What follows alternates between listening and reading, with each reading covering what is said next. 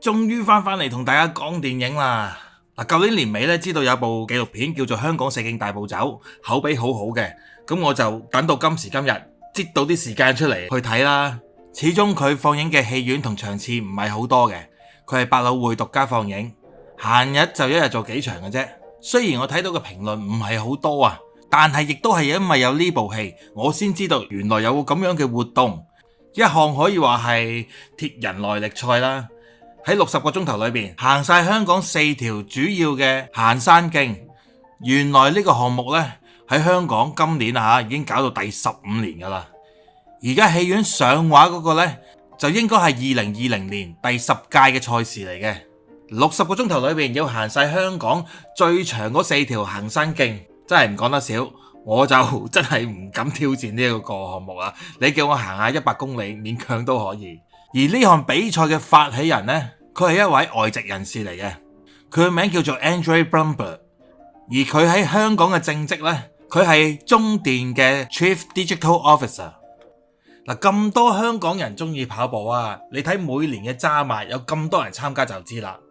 行山一樣好多人中意嘅，但我細個嘅年代呢，係啲阿伯先會中意行山嘅啫嘛，我哋冇呢鋪癮嘅。而家就唔係啦，好多年輕人去，甚至乎一家大細咁行，咁又真係可以約埋一班朋友晨早流流去行山，行完山跟住一齊去食個早餐，又真係幾開心嘅。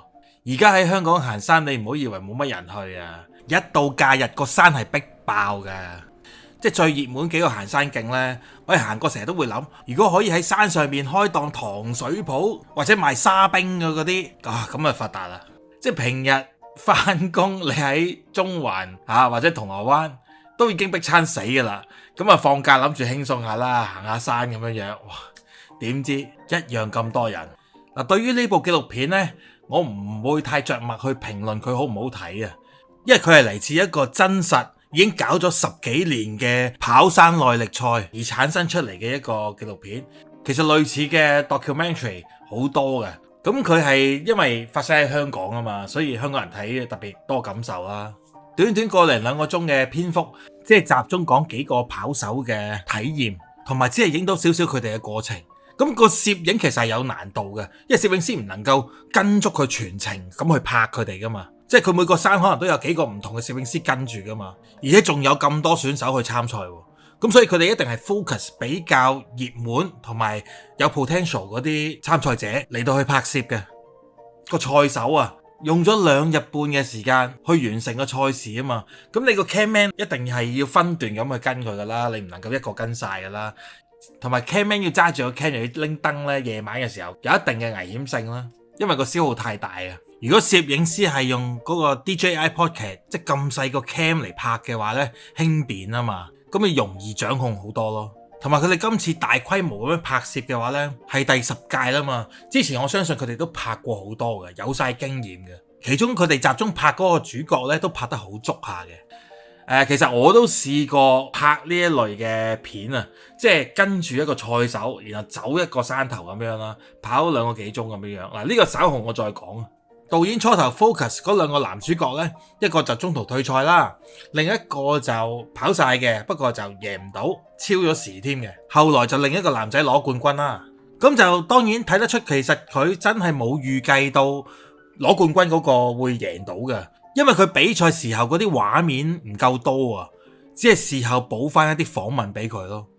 咁個訪問我見到佢都有喊嘅，幾感動嘅，但係就跑個過程，我就睇唔到全場佢係幾咁熱血啊，所以其實套戲就唔算好觸動到我。攞第1名嗰個女參賽手，咁你知道跑到中途佢要休息，佢要食嘢，佢要瞓覺，咁嗰啲過程係點嘅呢？即係同埋佢哋點樣作息嘅呢？要瞓噶嘛？咁我哋淨係睇到好零碎嘅片段咯。咁有啲就去七仔嗰度買嘢食，盡量爭取時間啦。有啲人去搭地鐵啦，咁啊有啲人轉錯咗線搭錯車啦，咁樣樣好散嘅，但係。即雖然都係好走馬看花啦，唔係話好投入到嗰個參賽者嗰種緊張啊，但係呢，有一個賽手真係要講下嘅，睇過戲嘅觀眾都會講佢噶啦。雖然佢係冇贏出，但係紀錄片呢就訪問翻佢嘅，咁佢就話比賽之前啦，咁佢有練習啦，咁練習嗰個時候佢已經受咗傷噶啦，就唔小心撲親啦，受咗傷仲要聯針嘅，咁個傷口一直都唔埋口啊。但係佢為咗比賽咧，佢就唔理啦，傷口發炎照參加，中途佢仲要發燒，仲要嘔添啊！我係睇見佢嗰種痛苦都好肉赤啊，覺得。因為套戲其實佢係訪問同埋跑個過程不斷咁樣互相穿插噶嘛，咁嗰個男仔套戲不斷都會出現佢嘅訪問噶嘛，咁啊知道佢個過程冇咩大礙嘅，但係都會戥佢痛咯。整體嚟講套戲係唔悶嘅，而且我最欣賞係佢嗰啲航拍啊，即係估唔到香港原來嗰啲山景咁靚嘅喎，佢提供咗一個好好嘅資料俾我哋啊！如果我哋拍香港咧，以後咧就唔係淨係影維港啊。影嗰啲山都可以咁靚嘅，譬如嗰啲迂迴曲折嗰啲山徑咧，即係嗰啲山路嗰啲梯級咧都好難走噶嘛。以後咧啲港產片咧可以搏命影嗰啲，等啲外國人咧知道啊，如果我要拍一個代表香港嘅景咧，已經唔係淨係維港啊。另外我好奇嘅咧就係個發起人，佢請個導演去拍呢個紀錄片啦，佢點樣傾到個發行嘅咧？即係佢哋都搏下噶嘛，你要將呢套咁嘅紀錄片上畫喎。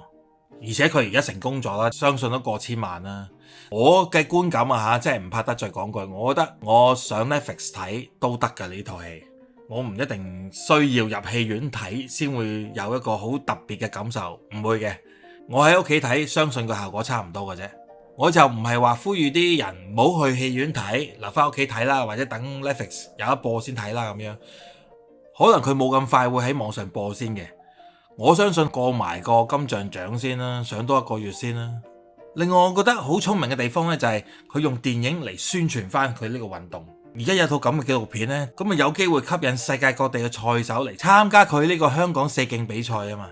旅發局應該幫忙大力推廣啊，即係吸引全世界都可以關注香港呢個城市啊嘛。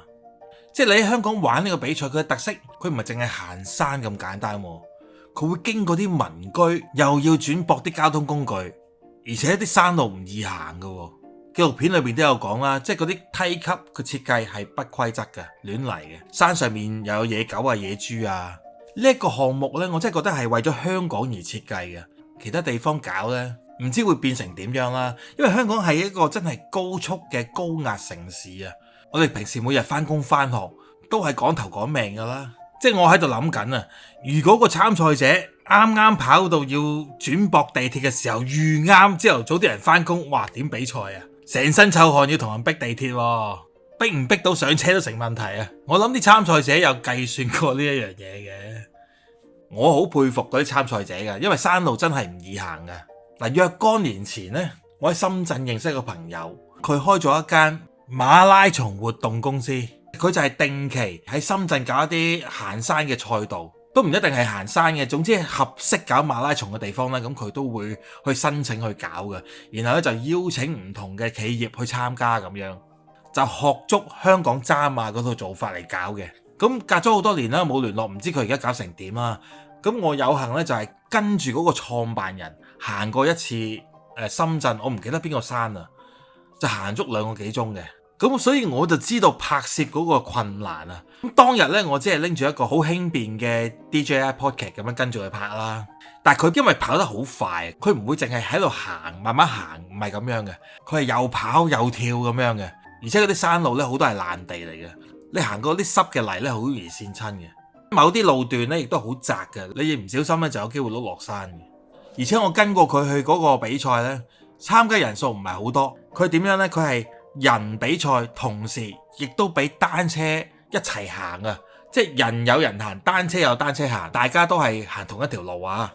咁啊，成個路段呢，中間就擺咗幾個嗰啲補給站啦，咁啊擺一啲水啊、提子乾啊，俾你補充體力嘅。咁嗰次幫佢拍完呢，都幾辛苦嘅。深圳呢，雖然佢個地理位置都唔差，搞呢啲比賽，但係嗰種特色呢，真係唔及香港啊！因為始終城市地區嗰啲居民住得太密集，然後又有幾條好出名嘅山徑，將佢連接起嚟做一個咁樣嘅跨區比賽，就創造咗呢個世紀超級嘅馬拉松。所以我諗翻深圳嗰個未必做得到嘅，個環境係好唔同啊！因為始終地方大好多，佢啲平路啲路好長，一係就山路好長。香港你行翻落山腳已經有間7喺度啦，即刻又可以補給，都算係一個幾刺激嘅運動啦。而且你唔係行過山，你唔係睇過呢啲嘅航拍呢，你都唔知香港啲山景係可以咁靚嘅。好多人住咗成世香港，好多地方都未去過噶嘛。中意揸車四圍去嘅朋友可能就睇得多啲啦，去到人哋一般未必會經常去嘅地方啦。但係呢部紀錄片就睇到好多一種鳥瞰式嘅航拍角度啊嘛，好多景我真係未見過噶。住咗喺香港咁耐呢，我諗我都仲未認真望清楚究竟呢個地方係點樣嘅。即係如果我後生多20年呢，話唔定我都想試一試去玩下嘅。咁我睇完呢部紀錄片呢，其實我都幾開心嘅，即係香港多咗一個咁樣嘅特色活動啦，同時亦都俾咗少少啟發我啦。嗱，之前我講咗大迷信啦，大迷信當年上畫嗰陣時嘅戲飛呢，大概都係40零蚊到啦。今時今日嘅戲票貴咗1倍有多啊！嗰陣時收1000萬，等於而家嘅2000萬噶啦嘛。而家呢部香港四徑大步走呢，收差唔多1000萬啦。相比底下，即係話等於30年前嘅500萬。不過不失啦，始終呢個紀錄片除咗賣票房之餘，咁佢係多咗一種宣傳嘅功能喺度噶嘛。呢個比賽係繼續發生噶嘛。可能好多人睇完呢個比賽，世界各地嘅人都會嚟比試一下啦。希望係咁啦。好，下次睇到新戲再同大家分享下，係咁先，拜拜。